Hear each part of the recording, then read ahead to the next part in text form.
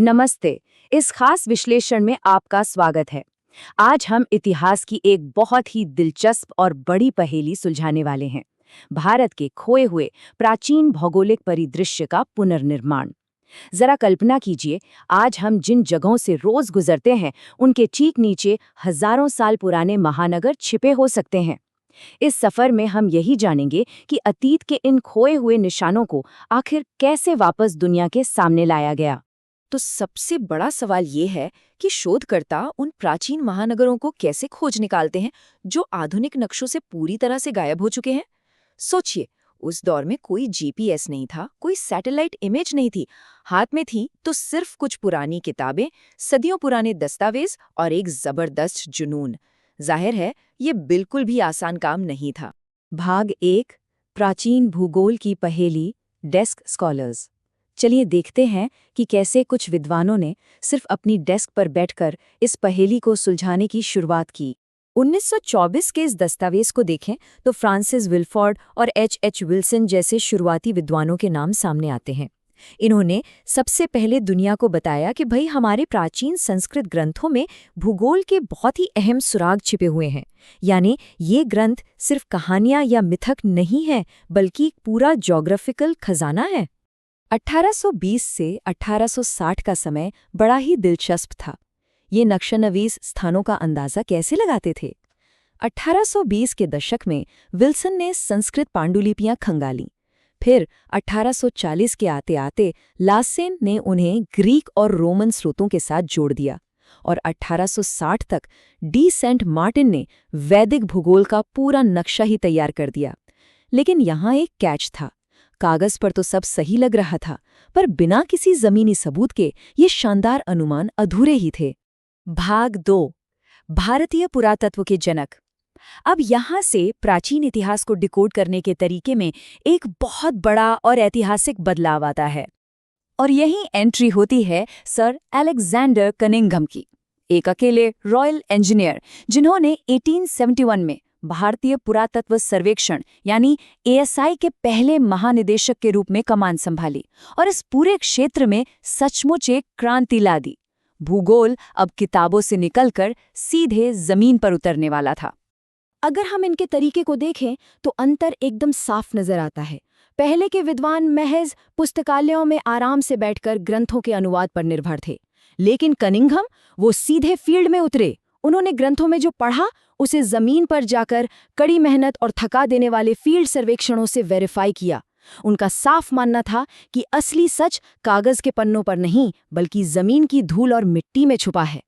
भाग 3, प्राचीन ग्रंथों को डीकोड करना। चलिए देखते हैं कि उन्होंने इन बिखरे हुए सुरागों को कैसे सुलझाया।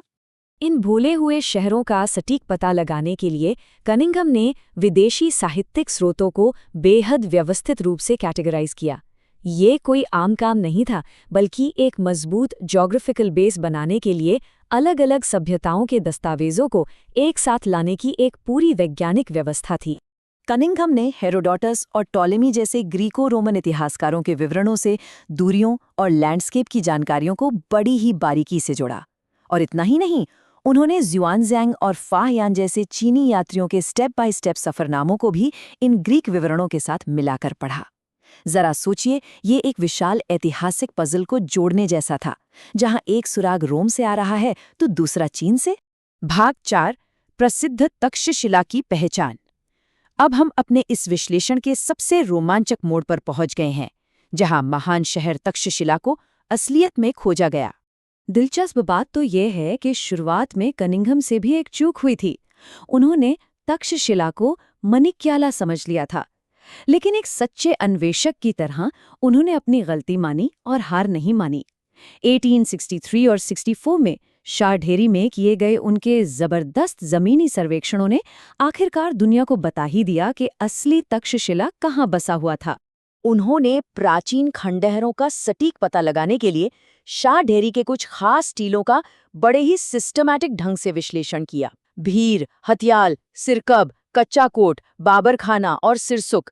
कनिंघम ने इन टीलों के लेआउट को प्राचीन लिखित वृत्तांतों के साथ बिल्कुल परफेक्शन के साथ मैच किया। ये कोई तुक्का नहीं था, ये एकदम ठोस सबूत थे। कनिंघम के अपने शब्द इस खोज पर उनके अटल विश्वास को दिखाते हैं।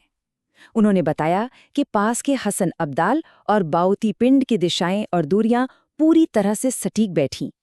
आपको बता दें, ये वही जगहें थीं जहां चीनी तीर्थयात्री ज़ुआनज़ांग खुद गए थे।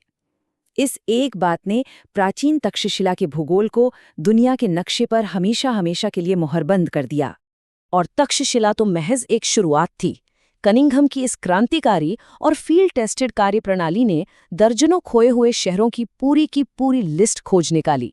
आओरनोस और सांगल से लेकर नालंदा और वैशाली तक उन्होंने एक तरह से प्राचीन भारत के पूरे नक्शे को ही फिर से जिंदा कर दिया।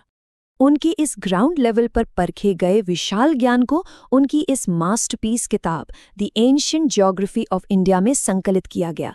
ये एक ऐसी ऐतिहासिक किताब बन गई जिसने हमेशा के लिए मिथक लगने वाले पतों को एकदम ठोस और अकाट्य सत्य में बदल दिया। इसके पन्नों पर वो इतिहास दर्ज है जिसे सचमुच जमीन खोद कर निकाला गया था। अब ये पूरा सफर हमें एक बहुत ही रहस्यमयी विचार के साथ छोड़ जाता है। जरा सोचिए, जब कनिंघम ने सिर्फ एक हाथ में प्राचीन ग्रंथ लेकर और जमीन पर चलकर इतना कुछ खोज निकाला, तो और कितने ऐसे महान शहर होंगे जो आज भी धरती में दबे हुए हैं? शायद वो अब भी किसी सही नक्शे के इंतजार में शांति से पड़े हैं। क्या पता हम आज जिन रास्तों से गुजरते हैं उनके ठीक नीचे कोई अगला महान प्राचीन शहर छिपा हो। इस दिलचस्प विश्लेषण में हमारे साथ जुड़ने के लिए बहुत बहुत धन्यवाद।